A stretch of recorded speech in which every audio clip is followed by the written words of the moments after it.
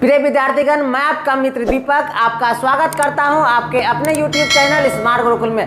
प्रिय विद्यार्थीगण, आज आप लोग की टेस्ट भी थी, आप लोगों ने बढ़ चढ़ कर हिस्सा लिया। बहुत सारे विद्यार्थीगण जो है ना अपना अहम योगदान आज के टेस्ट में उन्होंने दिया। इससे क्या होती है कि आप तो खैर मोटिवेट होते ही हैं। मेरी सारी मानसिकता जो होती है आपको मोटिवेट करने की होती है, साथ में मैं खुद मोटिवेट होता हूं इस चीज़ों को लेकर। और कुछ प्रोत्साहन राशि भी रखी गई थी आज के टेस्ट में, उसका रिजल्ट आप लोगों को मिल जाएगी, है ना, कल मिलेगी। और साथ में क्या होगी, प्रोत्साहन राशि जो बताई गई थी 500 रुपया प्रोत्साहन राशि रखी गई थी, वो पैसों से मैं आपको जज नहीं कर रहा हूँ विद्यार्थीगण, है ना। वो पैसे जो है ना, वो पैसे ये चीज़ों को बताती है कि आप प्रोत्साहित हो सके, इसीलिए प्रोत्साहन राशि मैं आपको देता हूं। और इससे मैं ये भी अनुमान लगा पाता हूं और उसमें सफल भी मैं होता हूं कि मेरे जितने भी विद्यार्थीगण हैं, जितना मैं उसे बता पा रहा हूं, सिखा पा रहा हूं, वो बारीकी से और मेरे बातों पे वो चल पा रहे हैं और सीख पा रहे हैं। अगर ऐसा है, और मैं सोच रहा हूँ जैसा वैसा अगर है, तो आप निश्चित रूप से एक गवर्नमेंट सीट पक्का कर पाएंगे, निश्चित रूप से आप सफल हो पाएंगे विद्यार्थीगण, है ना। नियमित रूप से टेस्ट होती है, उसमें अहम योगदान आप लोग दीजिए।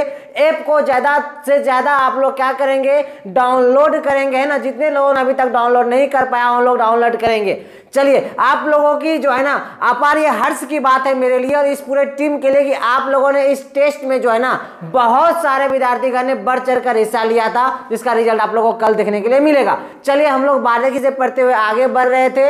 हम लोग केमिस्ट्री प्रारंभ किए थे, इसी प्रकार से मैथ्स भी हम लोगों ने प्रारंभ कर लिया, इसी प्रकार से हिंदी और इंग्लिश जो आपके सिलेबस की चीजें हैं, सारी चीजों को हम लोगों ने प्रारंभ कर लिया, और भौतिकी को भी, मतलब फिजिक्स को भी।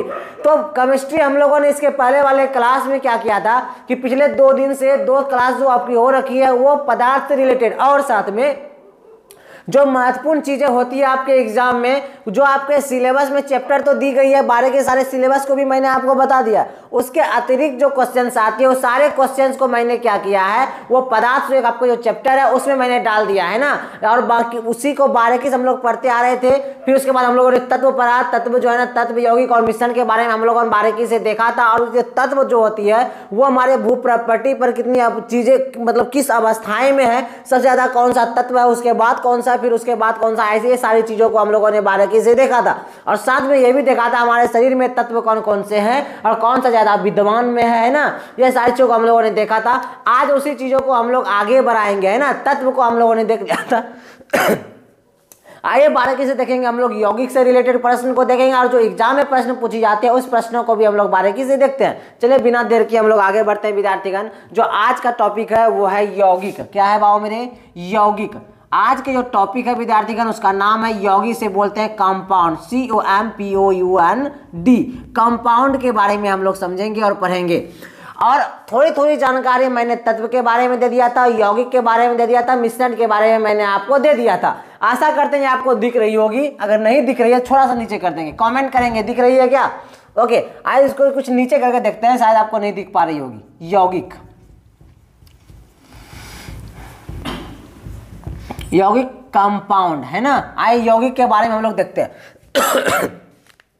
यौगिक होता क्या है सर, जब कोई 2 तत्व जो होती है वो आपस में जब सम्मिलित हो जाती है, नहीं, जब आपस में मिल जाती है और मिलने के बाद वो कोई तीसरे चीजों का निर्माण कर ले। कहने का अर्थ यह है कि 2 चीजें आपस में मिली, लेकिन जो चीजें मिली उसका जो है ना, उसके गुण उसमें विद्यमान नहीं होते हैं, वही क्या कहलाते हैं, यौगिक कहलाते हैं, कंपाउंड कहलाते हैं। इसी के विपरार्थक चीजें हो जाएंगी जब हम लोग मिश्रण पढ़ेंगे। मिश्रण में 2 चीजें आपस में क्या होती है, मिलती है, मतलब 2 या 2 से अधिक जब पदार्थ आपस में मिलते हैं वो क्या कहलाते हैं, मिश्रण कहलाते हैं। और वही चीजें होती है कंपाउंड में भी, मतलब यौगिक में भी सेम चीजें होती है। लेकिन यौगिक में क्या होती है कि 2 चीजें जब मिलती है, वो जो 2 चीजें मिली उसका गुण जो तीसरा चीज बनेगी उसमें ही दोनों चीजों की गुण नहीं होगी।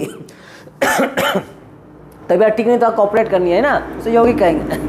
बाकी 2 चीजें मिल गई, तीसरी चीज का निर्माण कर दिया, और यही दोनों चीजों की जो है ना गुण विद्यमान उसमें है, तो वो मिश्रण कहलाती है। खैर, मिश्रण पे भी हम आएंगे। आइए यौगिक के बारे में देख रहे थे, तो यौगिक से बारे में कुछ चीजों को हम लोग देख ले, कुछ चीजों को समझने का हम लोग प्रयास करें कि यौगिक कहते किसे हैं सर ना, पहला क्वेश्चन आपका तो यही होनी चाहिए सर, यौगिक कहते किसे हैं। मैंने तो समझ लिया जो मैं आपको समझाया सर, थोड़ा सा लिख कर देंगे ताकि जब मैं नोट्स बनाऊं अपने जो हैंडराइटिंग नोट्स होती है, चूंकि मैं बार बार आपको बोलता हूं जब पढ़ने के लिए बाबा मेरे आप लोग आए हैं, बारीकी से पढ़नी है हम लोग को, साथ में क्या करनी है बारीकी से नोट भी करते जाना है ना, ताकि उसे हम क्या सकें एग्जाम के समय या बारीकी से हम उसे रिवीजन कर पाएं और माइंड में अपने चीज़ों को से बैठा पाएं और एग्जाम में निश्चित रूप से सफल हो पाए और क्वेश्चन हमसे हल हो जाए। आइएगा चलते हैं यौगिक के बारे में हम लोग देखते हैं, है ना, कि जब दो से अधिक तत्व, जब दो से अधिक तत्व अधिक तत्व आपस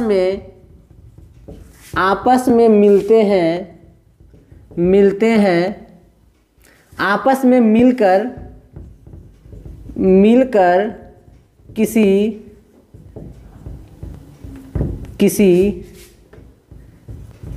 तीसरे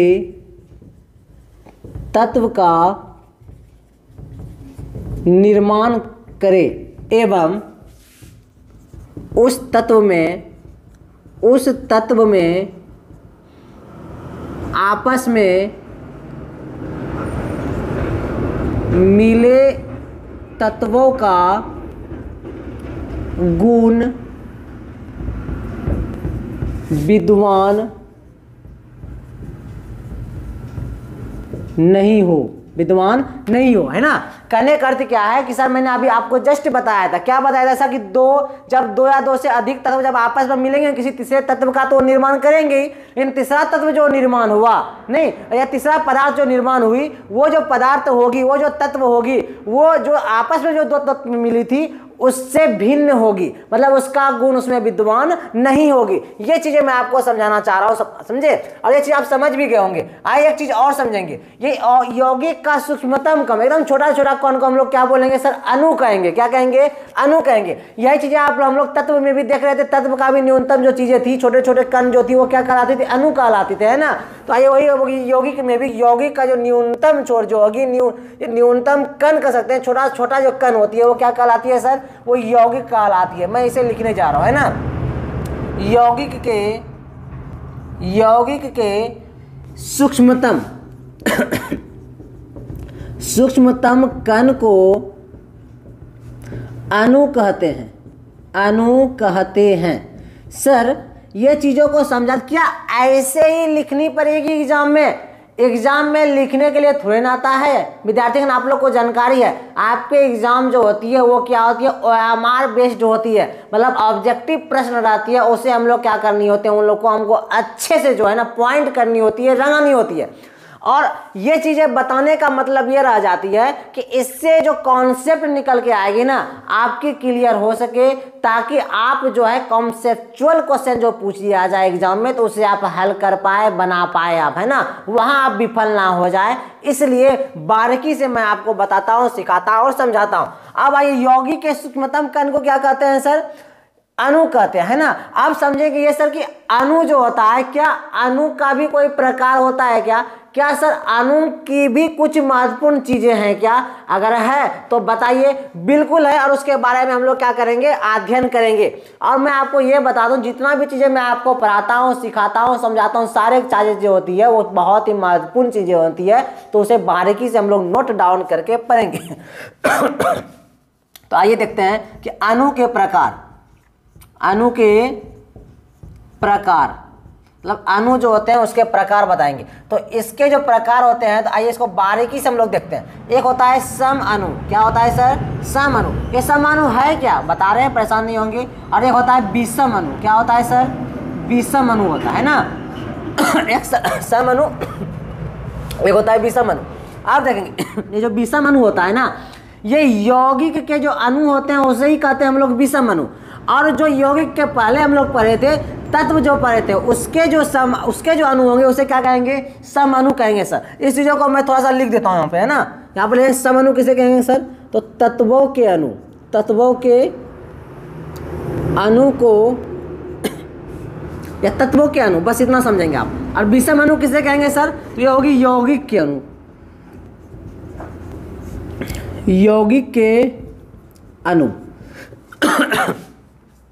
सर सम अणु आपने बताया और विषम अणु आपने बताया, आपने ये भी बताया कि तत्वों के अणु को क्या कहते हैं, सम अणु, और यौगिक के अणु को क्या कहते हैं सर, विषम अणु कहते हैं। कुछ एग्जांपल दिया जाए सर, बिल्कुल दिया जाए। सम अणु मतलब तत्वों के अणु मेरे उसे कहेंगे जैसे एग्जांपल में मैं आपको दे दूं, उदाहरण दूं, क्या दिख पा रही है, क्या दिख पा रही है ना? ओके, एग्जांपल इसका देखेंगे कि ऑक्सीजन, क्या देखेंगे सर, ऑक्सीजन, ऑक्सीजन मतलब O2 ये जो होती है ये क्या होती है, सम अणु। एग्जाम में पूछा क्या प्रश्न है, पूछा गया है कि हाइड्रोजन कौन सा अणु है, तो हाइड्रोजन जो है वो कौन सा अणु है सर, यौगिक अणु। मैं एग्जांपल अभी दूंगा, आप पे एग्जाम की यह प्रश्न थी, इसीलिए जो चीजें थी बगल की चीजें थी उसे भी हम लोग बारीकी से देखेंगे। आइएगा ऑक्सीजन, और दूसरा हम लोग देखेंगे हाइड्रोजन, क्या देखेंगे सर, हाइड्रोजन, हाइड्रोजन इसे बोलेंगे H2, है ना?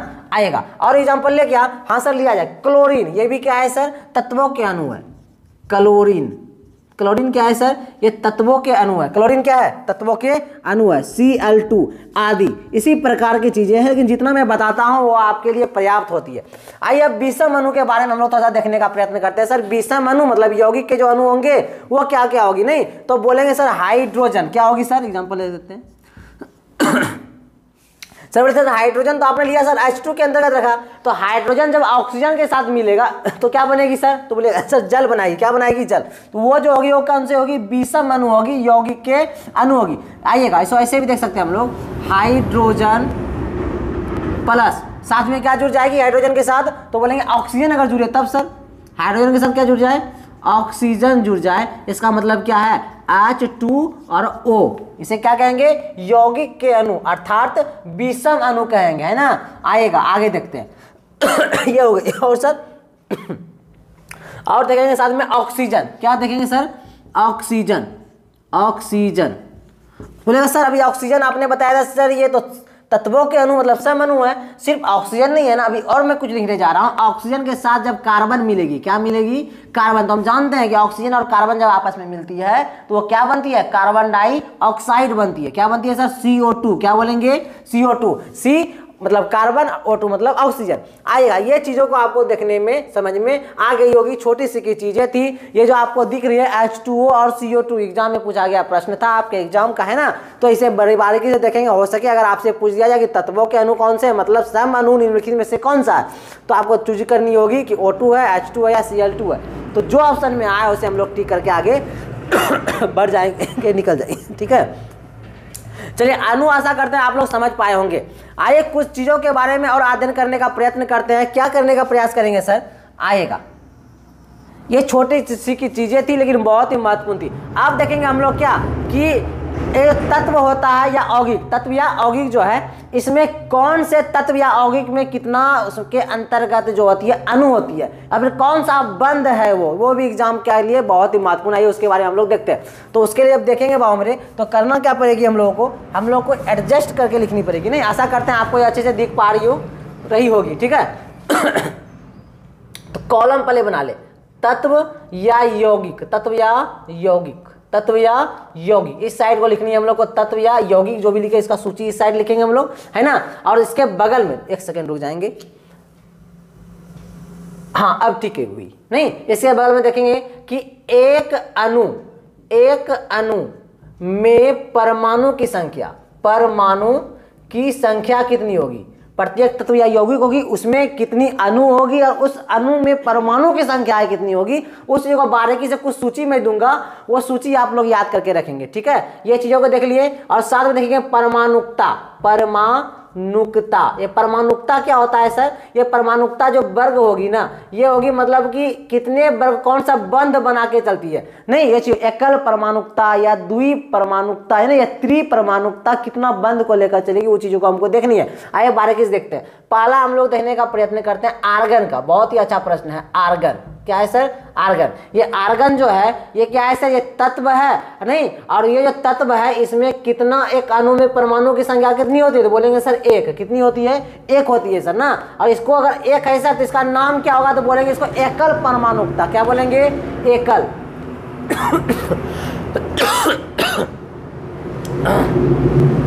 एकल परमाणुकता।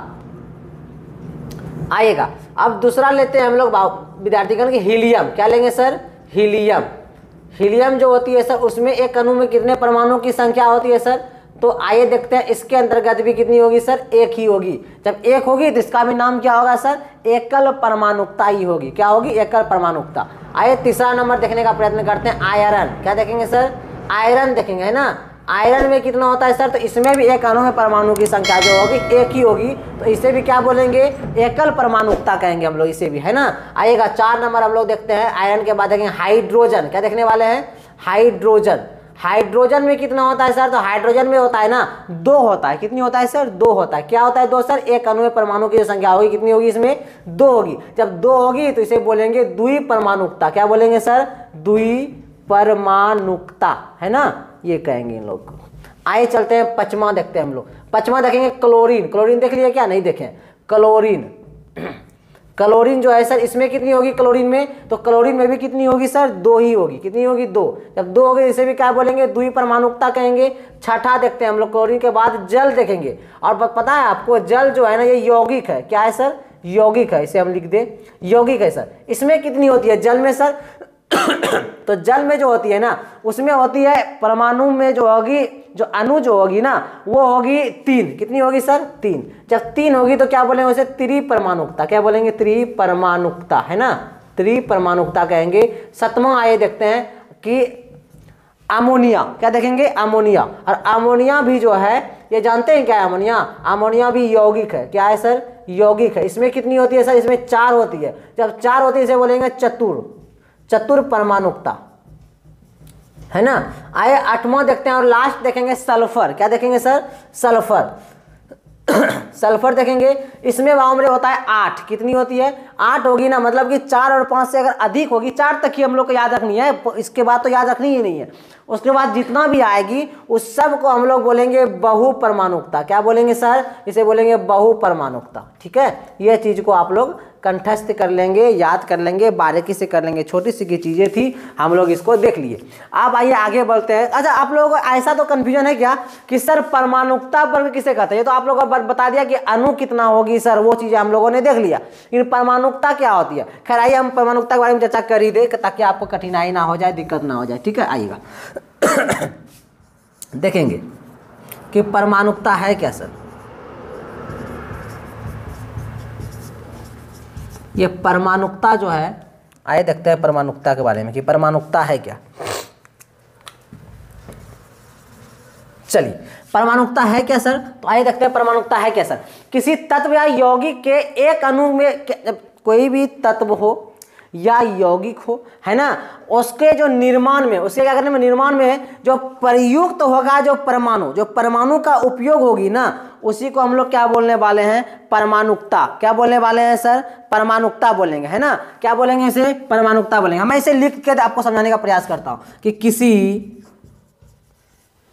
किसी तत्व अथवा यौगिक के निर्माण में प्रयुक्त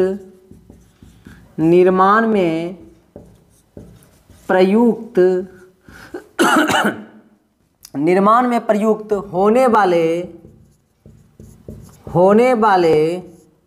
परमाणुओं की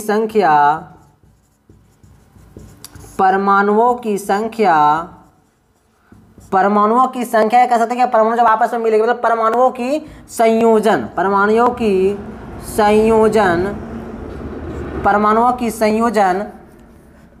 जब संयोजन जो आपस में संयोजन करेंगे, मिलेंगे, उससे ही क्या बोलेंगे हम लोग? परमाणुकता कहेंगे। संयोजन, परमाणुओं की संयोजन कह सकते, परमाणुओं के संयोजन से निर्मित होता है या इससे निर्मित, संयोजन से निर्मित तत्वों के अणु परमाणुकता कहलाता है।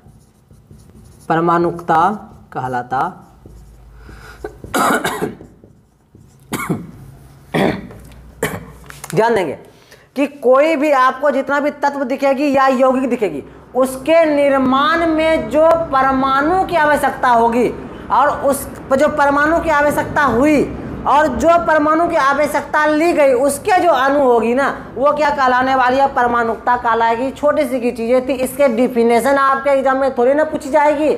परमाणुकता है क्या, आपकी डाउट थी तो मैं बताने का प्रयास किया। ये परमाणुकता है और परमाणुकता की चीजें यहाँ पर आपको देखने के लिए मिला है ना। और आपको अगर ऐसा पूछा जाए कि एक क्वेश्चन देखेंगे परमाणुकता के आधार पर पूछा जाएगा कि अणु के कितने भाग है, कितने भेद हैं, तो बोलेंगे अणु के 4 गो भेद। किसके आधार पर सर? ये परमाणुकता के आधार पर। इसको भी थोड़ा सा लिख लीजिए, परमाणुकता के आधार पर अणु के 4 भाग हैं। ठीक है, ये छोटी सी की चीजें थी, इसे हम लोगों ने देख लिया। ठीक है, तबीयत ठीक नहीं है, थोड़ा सा कॉपरेट करनी है, मैं बार बार आपको रिपीट कर रहा हूँ। आइएगा, यौगिक के बारे में इससे ज़्यादा आपके एग्जाम में प्रश्न पूछे जाने वाले नहीं है, लेकिन और भी जो चीज़ें हैं मैं आपको कुछ चीज़ों को बताने का प्रयास करता हूँ, समझाने का प्रयास करता हूँ, ताकि आप कुछ समझ पाएँ, सीख पाएँ और एग्जाम में सवाल को हल कर पाएँ। आइएगा, इसे हम क्लियर कर लें। और मैं बार बार बोलता हूँ कि जो हम लोग पढ़ रहे हैं ना, क्योंकि देखिएगा कि जो भी एग्जाम में क्वालिफाई करते हैं, मतलब जो भी लोग, जो भी आपके ही सहपाठी होंगे और वो एक क्या करते हैं, गवर्नमेंट सीट पक्का कर पा रहे हैं, इसका मतलब क्या है? ऐसा तो नहीं है कि आपके जो मित्र जो गवर्नमेंट सीट पक्का करेंगे उसके लिए ऐसा थोड़ी ना है पूरे दिन में 28 घंटे होती होगी, ऐसा तो नहीं है, 24 घंटे ही होती है हम सब के लिए, हमारे लिए भी, और जो एग्जाम में क्वालिफाई करेगा, गवर्नमेंट सीट एक पक्का करेगा, उसके लिए भी। तो हम जब पढ़ ही रहे हैं तो एक गवर्नमेंट सीट पक्का क्यों ना करें, है ना। तो जितना मेहनत, जब पढ़ ही रहे तो पूरी तरीके से मेहनत करेंगे। और मैं आपको बता दूं कि मेहनत आपको करनी पड़ेगी, मैं सिर्फ आपको रास्ता बता सकता हूँ है ना। और कुछ चीज़ों को देखकर अनमोटिवेट नहीं होनी, मतलब डीमोटिवेट आपको नहीं होनी है। सपोज कि कुछ चीज़ों में आप विलीन है, कुछ कार्य में लगे हैं, आप मेहनत करना चाह रहे हैं। कई लोग बोलते हैं कि सर मन तो करता है कि अब गवर्नमेंट सीट पक्का कर ले, नहीं पैरामेडिकल में गवर्नमेंट सीट पक्का कर ले और अच्छे से पैरामेडिकल में ट्रेनिंग कर ले, फिर सर गवर्नमेंट जॉब कहीं ना कहीं हमारी फिक्स हो ही जाएगी, है ना, और हो ही जाती है। कुल मिला के बात यह है, तो ऐसे मन का सिर्फ भावों से थोड़ी ना चलेगा, या कोई पॉलिटेक्निक सोच रहे होंगे या अन्य चीज़ों के बारे में अगर सोच रहे हैं तो सिर्फ सोचने से नहीं होगी। लोग सर सोचते बहुत हैं, कर कहाँ पाते हैं, है ना। तो ऐसा नहीं करनी है, सोचनी बिल्कुल नहीं है, डायरेक्ट करने पर भरोसा रखेंगे आप लोग, मेहनत करेंगे। और कभी कभी ऐसा मन लगे कि सर नहीं पढ़ने का कतई मन नहीं कर रहा है, लगातार पढ़ने के लिए बैठे हैं, नींद आ रही है, फिर अन्य चीज़ों में मन कर रहा है करने का, तो अन्य चीज़ों को, पढ़ाई को छोड़ देंगे उस समय के लिए, है ना। फिर जो चीज़ों के आप करके फिर आएंगे, फिर अपने पढ़ाई के प्रति लीन हो जाएंगे। बाबू मेरे, बार बार मैं आपको बताने और समझाने का ये प्रयास करता हूँ कि आपके जैसे ही विद्यार्थीगण क्या होते हैं कि एक गवर्नमेंट सीट पक्का कर पाते हैं और अपने जीवन को संवारते हैं। आप भी समय आपके लिए भी उतना है, उसके लिए भी उतना ही होगी, तो मेहनत क्यों ना अच्छे से की जाए। जब पढ़ ही रहा, ऐसा तो नहीं पढ़ भी लिए सर, पढ़ने के बाद भी जो है ना नहीं हो पाए, क्या ही फायदा हो जाएगी, है ना। जब पढ़ ही रहे तो अच्छी तरह मेहनत कीजिए, बस थोड़ा सा और, ज़्यादा नहीं, थोड़ा सा और मेहनत करेंगे ना तो आप बिल्कुल निश्चित रूप से क्वालिफाई करेंगे और सफल होंगे निश्चित रूप से ना। आइएगा, आगे चलते हैं। ओके, हम कुछ बताने वाले थे आपको, चल हम बताने ये वाले थे आप लोगों को कि मानव के शरीर में जो है ना यौगिक का क्रम आपको बताने वाले थे कि यौगिक का क्रम जो है ना किस प्रकार से हमारे शरीर में है। तो आइएगा, उसके बारे में हम लोग देखने का प्रयत्न करते हैं कि मानव शरीर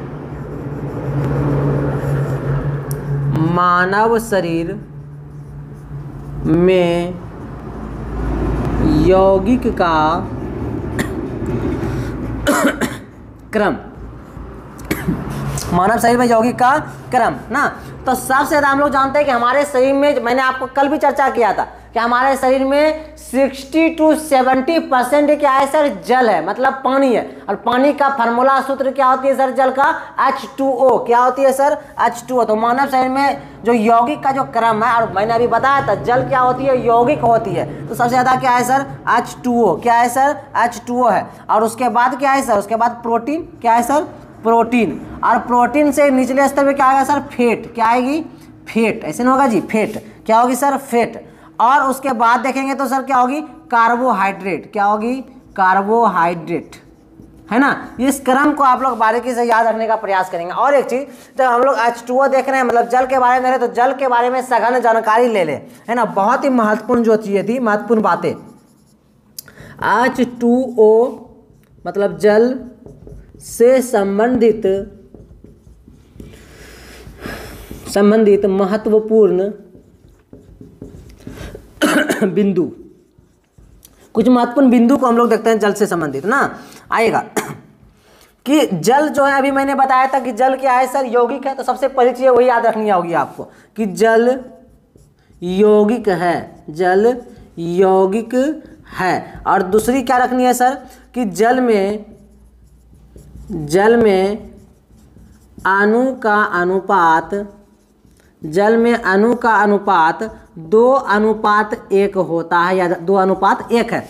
अगर पूछा जाएगा कि जल में अणु का अनुपात क्या है सर, तो बोलेंगे 2:1। 2:1 का मतलब क्या हो, अभी मैंने अनुपातिक राशि आपको मैंने बताया था, अभी नहीं बताया था क्या कि जल जो बनता है किसके सहयोग से बनता है H2O। इसका मतलब क्या हुआ कि H2 का मतलब क्या हुआ सर, तो हाइड्रोजन, क्या बताया था मैंने अभी, हाइड्रोजन। और O का मतलब क्या होगा वो सर, तो बोलेगा सर ऑक्सीजन, क्या होगी, ऑक्सीजन, क्या होगी सर, ऑक्सीजन। तो अभी मैंने चर्चा किया था कि हाइड्रोजन में, यहाँ देखेंगे हाइड्रोजन में कितना अणु होता है सर, 2, कितना होता है 2, और ऑक्सीजन में सर 1, ऑक्सीजन में कितना होता है 1, इसमें नहीं डाउट नहीं है ना, तो 1। इसी को बोलेंगे वामरे कि हम लोग क्या कि जल में अणु का अनुपात क्या होगी, तो हम लोग जानते हैं कि जल 2 चीजों के मिश्रण से बनता है, क्या क्या, हाइड्रोजन और ऑक्सीजन। तो हाइड्रोजन का क्या होती है अणु 2 और ऑक्सीजन का 1, तो 2:1। तो क्या बोलेंगे जल में अणु का अनुपात क्या होती है, 2:1। आइए आगे चलते हैं कि परमाणु का अनुपात अगर पूछे तो जल में परमाणु का अनुपात ये क्या होगी सर, तो ये बताएंगे आपको 2:16। 2 कितना होता है 16।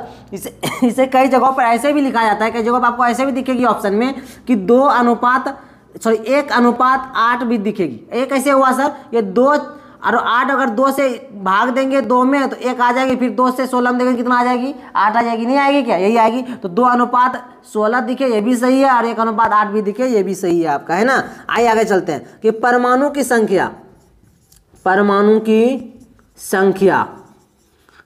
की क्या संख्या। तो अणु हम लोग देखते हैं अणु कितना होती है किसमें, H2O में, जल में कितना होती है 2 और 1 कितना 3, और वही अणु क्या होती है, परमाणु का ही रूप होती है, 2 और 1 कितनी हो जाएगी 3। तो परमाणु की संख्या कुल कितनी होती है सर, तो बोलेंगे 3। कितनी होती है, 3 होती है। ओके, किसमें, जल में सर, नहीं। और तत्वों की संख्या, तत्वों की संख्या, ये जल में कितना तत्व है, तो बोलेंगे सर कि जल 2 चीजों के मिश्रण से बना है, पहला तत्व हाइड्रोजन और दूसरा तत्व क्या है, ऑक्सीजन। तो कुल कितना तत्व है सर, तो बोलेंगे 2। कितना है सर, 2 तत्व है ना। इसका क्वथनांक देखते हैं, दिख रही है क्या, ओके आएगा। तो देखेंगे हम लोग H2O मतलब कि जल का क्वथनांक,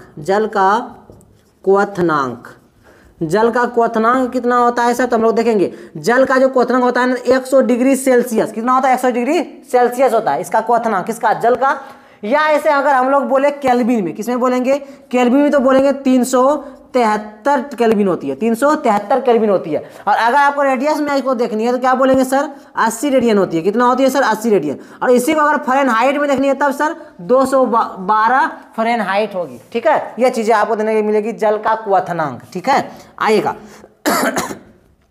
और जल का अगर हिमांक पूछ दे तब सर हिमांक कितनी होगी, तो हिमांक 0 डिग्री सेल्सियस होगी। एक चीज और मैं आपको बता दूं, क्वथनांक मतलब होता है क्या कि जल अगर है पानी है, घर में देखे हुए कभी क्या, क्योंकि हम लोग तो बिहार के निवासी हैं, तो बिहार में हम लोग को देखने के लिए मिलता है, बिहार में क्या देखने के लिए मिलता है सर, बिहार में हम लोग देखते हैं क्या कि हम लोग के घर में जब माता जी हमारी भोजन पकाती है, तो भोजन पकाने के क्रम में क्या होता है कि माता जी लोग क्या करती है, चूल्हे पे भोजन पकाती है, तो कुकर का उपयोग बहुत कम करते हैं, नहीं के बराबर करते। जब चूल्हे पे पकाती है तो चावल हम लोग किस प्रकार से बनाते हैं, पहले चावल के जो पतीला होता है, पतीले को आग पर रखते हैं, मतलब चूल्हे पे रखते हैं, उसमें पानी डाली जाती है, और पानी क्या होती है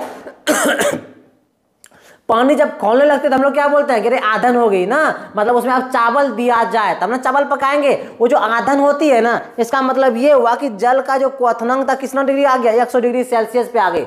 मतलब जल मतलब पानी खौलेगा कब, तभी खोलेगा जब 100 डिग्री सेल्सियस होगी, या केल्विन में देखेंगे 373 होगी केल्विन तब, या रेडियस में देखेंगे तो 80, या फ़ारेनहाइट में देखेंगे 212 होगी तब। इतना ताप उसको मिलेगा, आग मिलेगी, इतना ताप मिलेगी इतनी, तभी वो खोलेगा। खोलना प्रारंभ क्या मतलब क्या होगी, उसकी क्वथनांक की बात है। और हिमांक मतलब सर, हिमांक मतलब उसका उल्टा, जमने की चीजें। पानी कब जमेगी, बोलेंगे सर फ्रिज में रख के जमाते हैं हम लोग पानी ना, तो फ्रिज में बावन फ्रिज क्या करती है, वो 0 डिग्री सेल्सियस पे लाकर वो छोड़ती है, तभी जाकर पानी जमने लगती है ना। ये चीजें देखने के लिए मिलता है। चलिए आगे चलते हैं।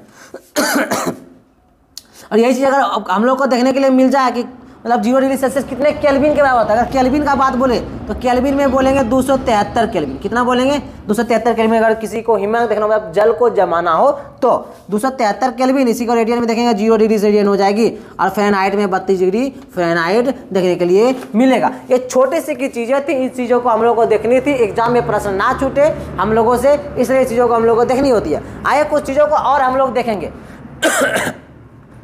और कुछ चीज़ों को देखते हैं। और बारीकी से सिर्फ आप लोग अपना पढ़ाई को अध्ययन करते रहे, बारीकी से आप निश्चित रूप से सफल होंगे। आप लोगों ने स्मार्ट गुरुकुल पर भरोसा पहले भी बनाए रखा था, और यहाँ से बहुत ही अच्छा पिछले वर्ष हम लोगों ने रिजल्ट दिया है, बहुत ही उम्दा रिजल्ट दिया है। और पिछले जो है ना 7 वर्षों से रिजल्ट हम लोग अच्छे देते आ रहे हैं, और आप लोग भरोसा बनाए रखें, उस भरोसे पर हम खरे उतरेंगे, हम ये भरोसा दिलाते हैं। बस थोड़ी बहुत कठिनाई बीच बीच में हो जाती है, हम भी कभी कभी, स्मार्ट गुरुकुल की टीमें भी कभी कभी गिरती है फिर उठती है। आप लोग भी मेहनत कर बारीकी से करते रहे, आप लोग भी क्या होगी, आप लोग की आत्मविश्वास होता है गिरे, आप लोग फिर पढ़ाई को छोड़ दे, फिर उस पर रिटर्निंग आके पढ़ाई को क्रमतापूर्वक आगे आप लोग भी बढ़ाने के लिए आ जाइए। कहा जाता है ना कि जिंदगी एक सफर है, जिंदगी एक सफर है, चलते रहिए, उतार चढ़ाव तो आते रहेंगे, बस गियर बदलते रहिए, है ना। उतार चढ़ाव तो आते ही रहेंगे, लाइफ है, बस गियर आप लोगों को बदलनी है। आइए थोड़ी सी और चीज़ों को जानकारी हम लोग प्राप्त करें, फिर हम लोग आज के क्लास को यही समाप्त करेंगे। और आशा करते हैं आप लोग बारीकी से पढ़ रहे होंगे, सीख रहे होंगे और समझ रहे होंगे। ओके चलिए आइए देखते हैं कुछ चीज़ों को। आइए कुछ चीज़ों को देखते हैं हम लोग मिक्सचर को देख लेगा, मिश्रण को थोड़ा सा देख ले। मिश्रण किसे बोलेंगे सर, मिक्सचर को देख लिए सर। ये मिक्सचर है क्या, आया उसके बारे में थोड़ा सा देखते हैं कि जब 2 या 2 से अधिक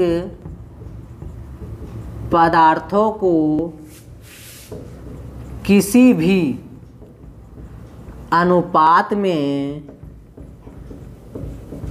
मिला दिया जाता है, उसे मिश्रण कहते हैं। और एक चीज समझना है कि मिश्रण उसके अवयवी यौगिक, अवयवी मतलब मिलने जो मिला था, अवयवी यौगिक या अवयवी तत्वों का गुण विद्यमान होता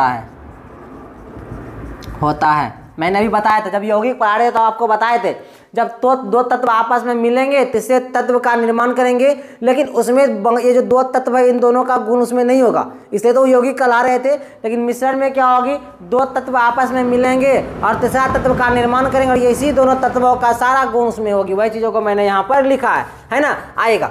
एक चीज़ और समझना है कि जो मिश्रण होता है ना, मिश्रण का संरचना जो है ना वो निश्चित नहीं होता। तो हम लोग लिख सकते हैं कि मिश्रण की संरचना निश्चित नहीं होती, अर्थात अनिश्चित होता है। मिश्रण की संरचना तय नहीं होता है। आइएगा, मिश्रण को कुछ एग्जांपल ले, आपको तब पता चलेगी। क्या आप हवा का जो संरचना होता है तय होता है क्या? नहीं होता है सर, बिल्कुल नहीं होता है। जल का होता है क्या? नहीं होता है सर। ये सब क्या है? ये सब के सब मिश्रण हैं। एग्जाम्पल हम लोग ले मिश्रण लेते हैं कि जैसे हवा ले ले हम लोग ना, या बारूद ले सकते हैं हम लोग, बारूद ले लेंगे। चीनी पानी का मिश्रण ले सकते हैं, चीनी और पानी, चीनी प्लस पानी कर सकते हैं हम लोग ना। कोई मिला के बिलियन कर सकते हैं। बिलियन मतलब जो मिश्रण ही होता है और कुछ नहीं होती है ना, आएगा। अच्छा, आप लोगों के मन में आती होगी क्या कि सर कि ये जो आपने बताया सर मिश्रण, ये मिश्र धातु वो क्या होता है? तो ये मिश्र धातु को थोड़ा सा देखिए आप लोग। सर मिश्र धातु है क्या? मिश्र धातु। मिश्र धातु याद रखेंगे, मिश्र धातु की कुछ सूची हम लिखा दे रहे हैं, वो सूची को याद रखेंगे। एग्जाम में कभी भी कुछ चीजें आपको दे दी जाएगी, कोई धातु और धातु रहेगी, पूछा जाएगा क्या कि इनमें से कौन सा मिश्र धातु है, मतलब धातु भी नहीं है और वो धातु भी नहीं है, मतलब दोनों का मिश्रण है, कुछ कुछ चीजें दोनों का मिला हुआ, दोनों का कुछ ना कुछ गुण दोनों में है, उसी को बोलेंगे मिश्र धातु। क्या है मिश्र धातु सर? तो बोलेंगे पीतल, याद रखेंगे पीतल मिश्र धातु है। और कांसा जो है वो कांसा भी क्या है, मिश्र धातु है। और याद रखेंगे नाइक्रोम आदि और भी एग्जाम्पल हम लोग ले सकते हैं ना। और जो मिश्रण होता है ना, मिश्रण, वो मिश्रण दो प्रकार का होता है। मिश्रण जो होती है सर वो दो प्रकार की होता है। पहला समांगी मिश्रण, समांगी मिश्रण, और दूसरा क्या होती है, तो दूसरे का नाम है विसमांगी मिश्रण, विसमांगी मिश्रण, है ना, आएगा। अब सर समांगी, विसमांगी मिश्रण, आप बोलेंगे सर कुछ एग्जाम्पल दिया जाए, कुछ एग्जाम्पल लेते हैं। ये जो समांगी मिश्रण है इसमें अल्कोहल आ जाएगा। क्या आएगा सर? अल्कोहल जो होती है वो भी समांगी मिश्रण होती है, अल्कोहल। और क्या होती है सर? जल का मिश्रण, सॉरी समांगी मिश्रण होती है, जल का मिश्रण। कहने का अर्थ ये है कि समांगी मिश्रण उसे कहेंगे जो पूर्ण रूप से मिश्रित हो जाए, मिल जाए। पानी में कुछ भी आप मिलाएंगे मिश्रित हो जाएगी। बोलेगा सर कुछ भी हो जाएगी, कुछ भी नहीं होगी सर। बोले सर अभी आपने ही तो कहा, तो मैं ये कहना चाह रहा हूं कि पानी में अगर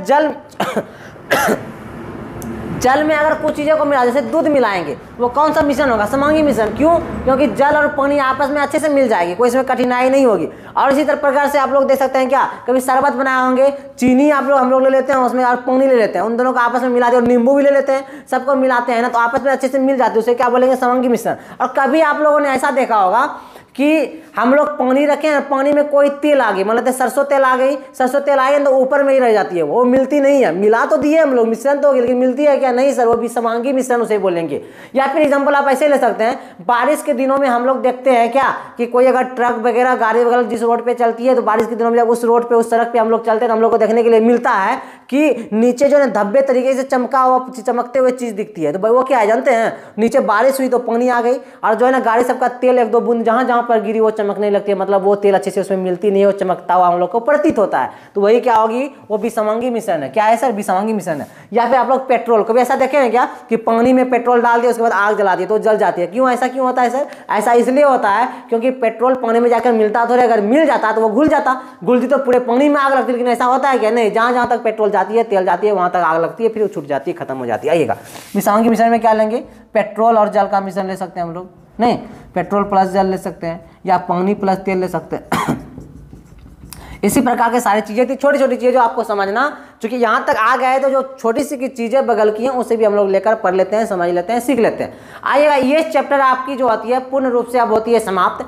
और चूंकि इस चैप्टर का क्लास हम लोगों ने 3 क्लास किया है, तो केमिस्ट्री का पहला चैप्टर मतलब कि मतलब कि एकदम न्यूनतम बातें, लेकिन बहुत ही बड़ी बड़ी बातें कहने करते कि छोटी छोटी चीज़ों को हम लोगों ने पढ़ा है, तब छोटी लेकिन बहुत ही महत्वपूर्ण बातें थी इस चैप्टर में, उसको हम लोगों ने बारीकी से अध्ययन किया। एग्जाम में जिस प्रकार से प्रश्न पूछा गया था वो सारे प्रश्नों को मैंने आपको बताया, इंडिकेट भी किया कि ये प्रश्न आपके एग्जाम में थी पूछा गया और ये पूछी जा सकती है। सारी चीज़ों को हम लोगों ने देख लिया।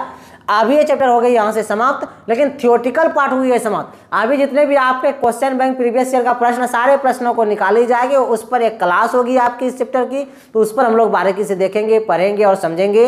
और इस थियोटिकल पार्ट, इस चैप्टर का 3 क्लास हुआ है, तीनों क्लास को बारीकी से देख लेंगे। साथ इसके तुरंत बाद जो है कि आपकी जो एक क्लास होगी, वो क्लास होगी ऑब्जेक्टिव वाइज क्लास, जो आपके एग्जाम में पूछी जा चुकी प्रश्न है, वो सारे प्रश्नों की सूची लेकर आएंगे, और साथ में वो भी प्रश्न लेकर आएंगे जो आपके एग्जाम में पूछी जा सकती है। तो उसको बारीकी से देखनी है, पढ़नी है और सीखनी है, और आप लोग अच्छे से लुत्फ उठा पाएंगे, अपने एग्जाम में सफल हो पाएंगे इस चीज़ों को देखकर। और बारीकी से ऐसे ही हम लोग पढ़ते जाएंगे, और आप लोग अपने ऊपर भरोसा बनाए रखें, और अपने पास जो है एक क्वेश्चन बैंक को रखें, क्वेश्चन बैंक अर्थात प्रीवियस ईयर पेपर को रखें, और उसे बारीकी से हल करते रहे। और हल करने में कोई कठिनाई हो, कोई बाधा आए, तो आपको टेलीग्राम पे जोड़ दी गई है, वहाँ पर आप लोग मैसेज करेंगे, उसका हल वहाँ तुरंत यथासंभव देने का प्रयत्न हमारे टीमों के द्वारा की जाती है। और वहाँ भी अगर डाउट समाप्त ना हो तो आपको नंबर तो बेशक दी गई है, आप व्हाट्सएप करेंगे, और ज़्यादा कठिनाई और दिक्कत अगर हो तो आप लोग निश्चित रूप से कॉल कर सकते हैं। आपकी कॉल अच्छे से यहाँ रिसीव हो जाती है और अच्छे से बात की जाती है, चूँकि smart Gurukul not only institute. ये स्मार्ट गुरुकुल जो है सिर्फ जो है एक इंस्टीट्यूट नहीं है, ये क्या है, हम लोगों का रिलेशन है, हम लोगों की क्या है, फैमिली है, परिवार है हम लोग इसमें। तो इसमें चूंकि आपका अगर जिम्मेदारी हम लिए हैं तो उस जिम्मेदारी को निश्चित रूप से अच्छे से निभाएंगे और आपको आपके मंजिल तक हम पहुंचाएंगे। बस उसमें आप लोग भी थोड़ा सा मेहनत करें, आप लोग भी थोड़ा सहायता करें, एक दूसरे को ही हाथ बटा के हम लोग आगे बढ़ सकते हैं। आप भी सफल तभी हो पाएंगे जब तक आप मेहनत करेंगे, जब आप जगेंगे, एक बार जग जाएंगे। कहा जाता है ना कि जब तक तोड़ेंगे नहीं तब तक छोड़ेंगे नहीं, है ना। तो आइए इस बार हम लोग तोड़ के ही रखेंगे। जो आपका इस बार फॉर्म आने वाले है इसको बिल्कुल निश्चित रूप से तोड़ेंगे और दोनों मिलकर तोड़ेंगे। आशा करते हैं इस क्लास से आप संतुष्ट हो पाए होंगे। इस चैप्टर को मैंने पूरी कोशिश की है कि आपको अच्छे से बताया जाए, सिखाया जाए, समझाया जाए, और मुझे ऐसा लगता है कि मैं इसमें सफल हो पाया हूं। और आप लोग सफल हो पाए कि नहीं इसके लिए आप कमेंट करके दिखाएंगे क्लास आपको कैसी लग रही है, कैसा लगा, और क्लास को निरंतर बनाए रखेंगे। अपने ऐप स्मार्ट गुरुकुल को डाउनलोड करेंगे और टेस्ट में निश्चित रूप से आप लोग भाग लेंगे, है ना। आज के क्लास को यहीं समाप्त करते हैं, मिलेंगे आपसे अगली क्लास में। तब तक के लिए मैं आपसे विदा लेना चाहता हूं। धन्यवाद। कोई भी सपना साकार करने के लिए सबसे जरूरी है सही कोच का होना। चुनिए स्मार्ट गुरुकुल और करें अपनी बिहार पैरामेडिकल पॉलिटेक्निक का सपना साकार। Download the app now.